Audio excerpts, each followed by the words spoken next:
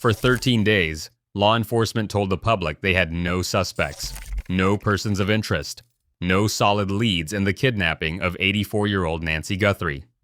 Then, on the night of February 13th, a convoy of SWAT vehicles descended on a quiet residential street 2 miles from where Nancy was taken. Flashlights cut through the darkness. Officers in tactical gear surrounded a home, and inside, 3 people were detained for questioning in connection with one of the most high-profile kidnappings in recent American history.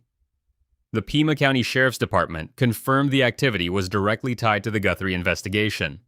A federal search warrant had been executed based on a lead investigators had received. But by morning, the story shifted. Sheriff Chris Nanos told reporters that no formal arrests had been made.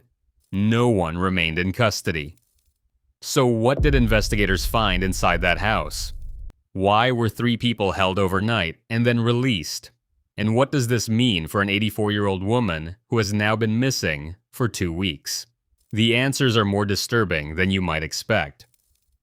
To understand what happened on February 13th, you need to understand what investigators have been piecing together since February 1st. This case is not what it first appeared to be. Nancy Ellen Guthrie was born in Fort Wright, Kentucky in 1942. She moved to the Tucson area with her family in the early 1970s and has lived there for more than 5 decades. She raised 3 children as a single mother after her husband Charles died unexpectedly in 1988 during a mining exploration trip in Mexico. He was only 49 years old. Her daughter Savannah would go on to become one of the most recognizable faces in American journalism, anchoring the Today Show on NBC. But Nancy remained in Arizona, living independently in her Catalina foothills home. Neighbors describe her as sharp and fiercely independent. Sheriff Nanos himself said she was mentally acute with no cognitive impairments. But Nancy had physical limitations. She walks with difficulty. She requires daily medication. According to her family, she could not walk 50 yards by herself. On the evening of January 31st, Nancy spent time with her family.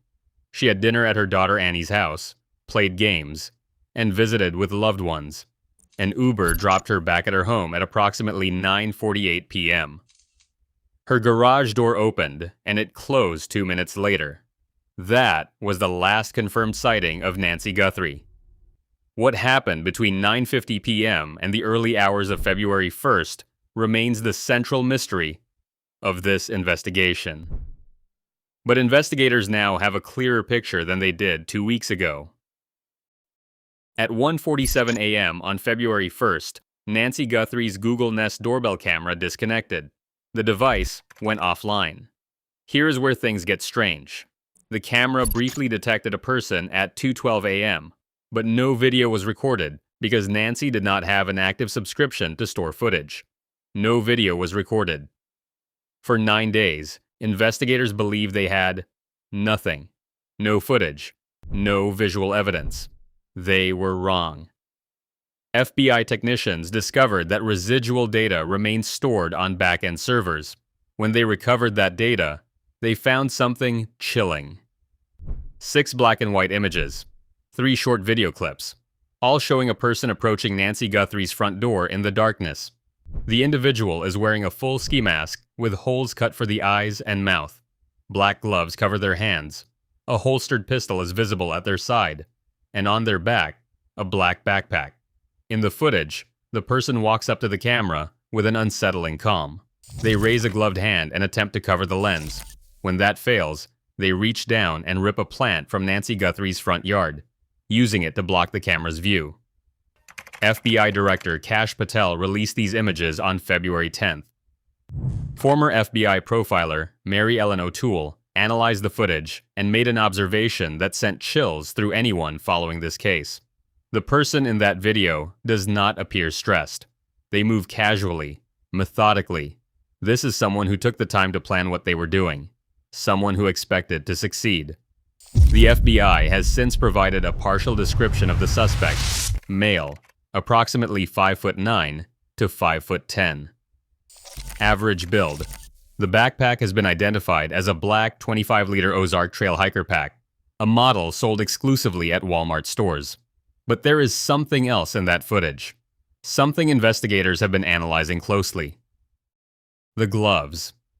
On February 12th, sources confirmed that a pair of black gloves was recovered about 1.5 miles from Nancy Guthrie's home.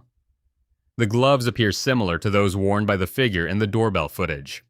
By February 13th, the Pima County Sheriff's Department confirmed that multiple gloves had been found. Some were discovered as far as 10 miles from the residence. DNA was extracted from several of them.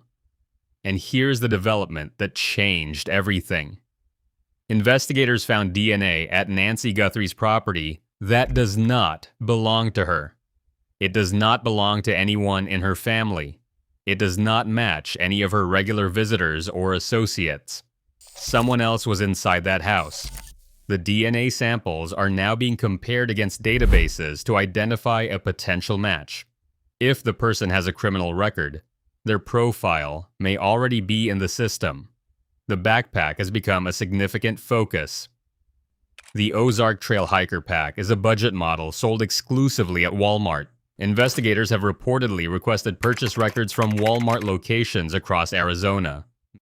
Meanwhile, the investigation has taken increasingly bizarre turns. On February 2nd, a ransom note was sent to a local Tucson news station. The message demanded payment in Bitcoin for Nancy's safe return. The FBI confirmed they were examining the note's authenticity, but they could not verify whether it actually came from the kidnapper.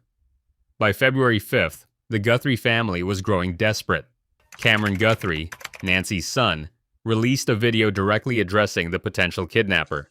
He said the family had not received any direct communication. He pleaded for contact. He said they needed proof that the sender actually had their mother. That proof never came. On February 7th, Savannah Guthrie released another video. This time, something had changed. She said the family had received a message. She said they understood, and for the first time, she made an explicit promise. She said the family would pay. A deadline passed on Monday, February 9th at 5 p.m. local time. The ransom note had demanded $6 million in Bitcoin. The FBI said they were not aware of any continued communication between the Guthrie family and the suspected kidnapper. Then things got stranger. TMZ founder Harvey Levin announced that his outlet had received 3 separate emails from someone claiming to know the identity of Nancy Guthrie's kidnapper. The sender demanded payment in exchange for the information. The first demand was 1 Bitcoin, worth approximately $65,000 at the time. By the third email, the demand had increased to $100,000 to match the reward that the FBI had newly raised. The third message contained a phrase that investigators found particularly significant. The sender referred to providing information about the main individual involved in the kidnapping. Main individual. The implication was clear. More than one person may be responsible.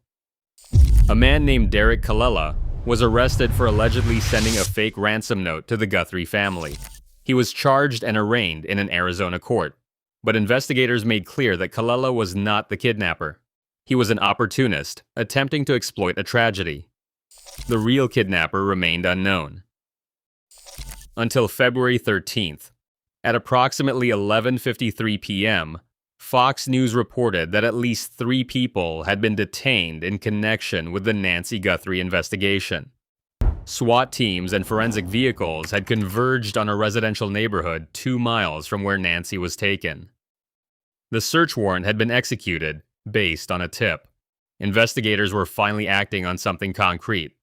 But by morning, Sheriff Chris Nanos told reporters that no one remained in custody. One of the detained individuals had been released after police determined he was not involved in the kidnapping. Sources described him as cooperative. A second man was briefly detained and questioned, then also released. ABC News reported that authorities searched a house and a vehicle, but found no sign of Nancy Guthrie. The third individual's status has not been publicly clarified. So what happened inside that house? What did investigators find during the search? The Pima County Sheriff's Department and the FBI have both declined to provide details. They cited the joint nature of the investigation and a request from the FBI to remain tight-lipped. But there are things we can piece together. The location was within the 2-mile radius where investigators had been asking residents to check their security cameras. They specifically requested footage from January 1st through February 2nd, not just the night of the kidnapping, but an entire month before. This suggests investigators believe the kidnapper conducted surveillance on Nancy's home before taking action. They were looking for patterns, familiar vehicles, suspicious individuals who may have been watching. The Catalina Foothills neighborhood is an upscale area north of Tucson. The homes are spread apart with large lots and privacy fencing. A neighbor told CNN it would be difficult to notice a kidnapping in the area because the homes are not right next to each other. The house that was raided was described as belonging to an older woman who lives with her adult son. Local media initially reported speculation that it belonged to a former county attorney, but the sheriff's department quickly denied that claim. What we know for certain is that investigators felt confident enough to obtain a federal search warrant. A judge agreed there was probable cause to believe evidence connected to Nancy's disappearance might be found inside. And yet, no arrests. Former Southern California homicide detective Chris McDonough explained the distinction to News Nation. When someone is detained, it means they are not under arrest. Investigators hold them temporarily to conduct interviews and collect forensic evidence without placing the individual into formal custody. In other words, investigators were not ready to charge anyone, but they were ready to search. The question now is what they took from that house: clothing, electronics, documents, DNA samples. Meanwhile, the forensic evidence continues to pile up. DNA recovered from the gloves is being tested against known databases. DNA found inside Nancy's home is being compared to samples from every associate and visitor.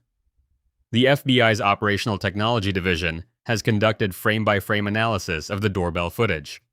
30,000 tips have poured into law enforcement from the public. The FBI raised its reward to $100,000 for information leading to Nancy's location or the arrest and conviction of anyone involved. And still, no proof of life. Nancy Guthrie requires daily medication. Sheriff Nanos has said that missing those medications could be fatal. She has a pacemaker that disconnected from its monitoring app on her phone early on February 1st. 14 days have passed. Her daughter Savannah has stepped away from her duties at the Today Show. She was supposed to co-host coverage of the 2026 Winter Olympics. Instead, she has been in Tucson, making video after video pleading for anyone with information to come forward. In her most recent message, posted on February 9th, Savannah said her family was at an hour of desperation. She said they believe their mother is still alive. She asked the public for help because the family cannot do this alone. But support is not what finds missing people. Evidence does. And the evidence in this case tells a disturbing story. The kidnapper knew Nancy's habits. They knew her camera system. They knew how to disable it. They arrived armed and masked in the middle of the night, showing no signs of stress or hesitation. This was not random. This was not opportunistic. This was planned. The ransom demand suggests a financial motive, but the lack of proof of life, the ongoing silence, and the passing deadlines with no follow-through do not fit the pattern of a typical ransom kidnapping. Former FBI agents say this case is highly unusual. They point to the absence of direct communication with the family, the multiple letters sent to media outlets instead of to the victims, and escalating demands that seem designed for publicity rather than payment. Some investigators wonder if the ransom angle is a distraction, a way to throw off the investigation while the real motive remains hidden. Others believe the kidnapper made a mistake, that they are in over their head, that they did not expect this level of scrutiny and now do not know how to proceed. Mary Ellen O'Toole, the former FBI profiler, made another observation. She said the kidnapper cannot hide forever. They have to live somewhere, with relatives and neighbors who would notice preparations for a crime of this magnitude. Someone knows who did this. Someone has seen something. And the longer this investigation continues, the more pressure builds on that person to come forward. The FBI believes the doorbell footage shows the primary suspect. They believe he is local or familiar with the area, and they believe he may have accomplices. 3 people were detained on February 13th. They lived 2 miles from Nancy Guthrie's home. They caught the attention of federal investigators badly enough to justify a SWAT raid. Were they involved? Were they protecting someone who was? Did they simply have information they failed to report? Those questions remain unanswered. What we know is this. 14 days ago, an 84-year-old woman was taken from her bed in the middle of the night. The person who took her was armed. They were prepared. They disabled her security system, and they left almost no trace behind. Almost. Because the FBI recovered that footage. Because someone dropped gloves along the road. Because DNA was left where it should not have been. The kidnapper thought they had covered their tracks. They were wrong. Nancy Guthrie's family is waiting for answers. The FBI is promising them. And somewhere in the Tucson area, at least one person knows exactly what happened on the night of February 1st. The reward stands at $100,000. The tip lines remain open. And this investigation is far from over. If you have any information about the disappearance of Nancy Guthrie, contact the FBI at 1-800-CALL-FBI or the Pima County Sheriff's Department at 520-351-4900. If you are following this case, subscribe to this channel. We will continue to cover every development as it happens. Nancy Guthrie is still out there, and someone is going to talk.